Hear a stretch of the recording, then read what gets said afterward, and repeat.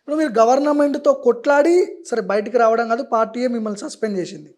కేసీఆర్‌కి, రేవంత్ రెడ్డికి మధ్య తేడా ఏంటంటే ఏం చెప్తారు మల్లన్న?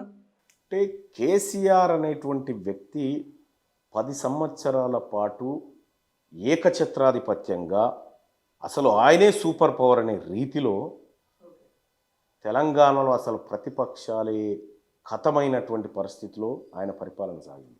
ఓకే. అటువంటి వ్యక్తి మీద పోరాటం చేయడం చాలా కష్టంగా ఉండేది. చాలా అంటే చాలా కష్టం. అవును.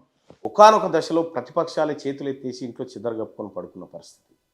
అటువంటి సమయంలో మనలాంటి వాళ్ళందరం దిగి అప్పట్లో ఉన్నటువంటి ప్రభుత్వం మీద పోరాటం చేయాల్సి వచ్చింది, చేసింది. అవును. జైళ్ల పాలైనాం, కేసులైనాయి, దాడులైనాయి, హత్యాయత్నాలైనాయి, అన్నీ జరిగినాయి. కానీ రేవంత్ రెడ్డి గారి ప్రభుత్వానికి ఏంటంటే రేవంత్ రెడ్డి గారికి అంత బలమైనటువంటి శక్తి లేదు. ఓకే. అంటే చాలామంది ఏం చెప్తుంటారంటే కేసీఆర్ అంత మంచోడు రేవంత్ రెడ్డి కాదు, ఆయన కంటే ఈయనే డేంజర్ అని చెప్పి చాలామంది మాట్లాడుతుంటారు. విషయం భవిష్యత్తులో మల్లన్న మీద కూడా థ్రెట్ ఉండే అవకాశాలు లేవా? తీన్మార్ మల్లన్న, నువ్వు గుర్తుపెట్టుకో, నా జీవిత లక్ష్యము నేను సస్తే నా సావుకో లక్ష్యం మంది రావాలనే లక్ష్యంతో పోతా ఉన్నా. ఓకే. ఎల్లకాలం బ్రతకడానికి రాలే ఈ భూమి మీద, బతికే లోపల ఈ ప్రజలకు ఏదైనా చేయాలని ఆలోచనతో ఉన్నటువంటి వాళ్ళు. ఇవాళ నేను, రేపు నువ్వు, ఎల్లుండి ఆయన అందరూ చనిపోవడానికి. ఇప్పుడు పార్టీలో ఉండి బీసీ నినాదాన్ని తీసుకొస్తున్నాడు, భవిష్యత్తులో బీసీల రాజ్యాధికారం వస్తే మా రెడ్ల ఆధిపత్యం అంతా ఖతమైపోతుంది అని చెప్పి మల్లన్నని సస్పెండ్ చేశారు అని చెప్పి చాలామంది మాట్లాడుతున్నారు. మీకు మీరు మీరు మీ మా రేవంత్ రెడ్డి నుంచి మీకు థ్రెట్ ఏం లేదా?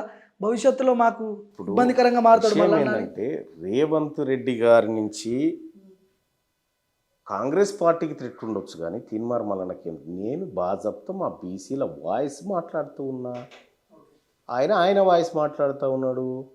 ఆయనకు మాకేం సంబంధం అండి? ఇది విధానపరమైనటువంటి నిర్ణయాల పంచాయతీ కదా, ఇది విధానపరమైనటువంటి నిర్ణయాల పంచాయతీ. ఇది ఆయన ఈ ప్రభుత్వం తీసుకున్న నిర్ణయం పైన జరుగుతున్నటువంటి యుద్ధం ఇది.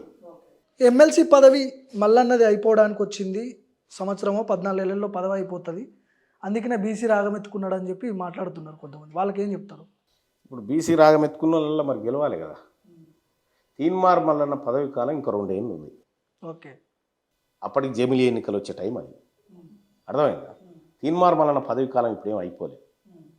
నేను పదవిలోకి వచ్చి 6-2 నెలలు అయింది అంతే, అర్థమైందా?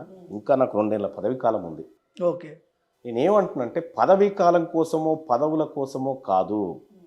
తీన్మార్ మల్లన్న పదవీ కాలం అయిపోతా ఉంటే ప్రభుత్వం దగ్గర నిలబడి ప్రభుత్వం బీఫామ్ తీసుకొని పోటీ చేయాలి కదా, గా పనులు ఉండాలి కదా. నేను గిటెందుకు వస్తా? పార్టీలో ఉండి కొట్లాడుతుంటే సరే, ముఖ్యమంత్రి పిసిసి అధ్యక్షుడిగా ఉన్నటువంటి మహేష్ కుమార్ గౌడ్, ఆయనతో మీరు చర్చలు జరిపారా? మల్లన్నని సస్పెండ్ చేస్తే మన పార్టీకి బ్యాడ్ నేమ్ వస్తుంది, బీసీ లైన్ బాగా పెద్ద ఎత్తున బీసీ రాగం వినిపిస్తుందని చెప్పి రేవంత్ రెడ్డితో ఆయన మాట్లాడిన మాటలు కూడా తెలుస్తూ ఉంది, మాట్లాడినట్టు తెలుస్తూ ఉంది. జరిగిందా వాస్తవం? జరిగింది వాస్తవం. బీసీని సస్పెండ్ చేయడం అన్యాయం అన్న, అట్లా చేయకూడదు అంటే ఆయన మీద ప్రెషర్ పెట్టిండు. వాస్తవానికి మహేష్ కుమార్ గౌడ్ గారు తీవ్రమైన ప్రయత్నం చేసిండు బీసీలను రక్షించుకోవడం కోసం. మల్లన్నని ఆపుదామని కూడా ప్రయత్నం చేసిండా? అంటే పార్టీ నుంచి సస్పెండ్ చేయకుండా ఆయన చాలా ప్రయత్నం చేసిండు. అంటే ఆయన బీసీ నినాదంతో అనివార్యంగా బీసీలకు మంచి చేస్తాడు మల్లన్న, బీసీల పోరాటం చేస్తాడు, బీసీల పక్షాన ఉంటాడు అని ఆయనే అనేక సార్లు అన్నాడు. ఓకే. సో అట్లా ఆయన ప్రయత్నంలో తప్పులేదు. ఆయన మీద ఒత్తిడి చేయించి, ఆయన మెడ మీద కత్తి పెట్టి వీళ్ళంతా కలిసి చేయించినటువంటి కార్యక్రమం. మహేష్ కుమార్ గౌడ్ గారు చాలా మంచి నాయకుడు. ఓకే.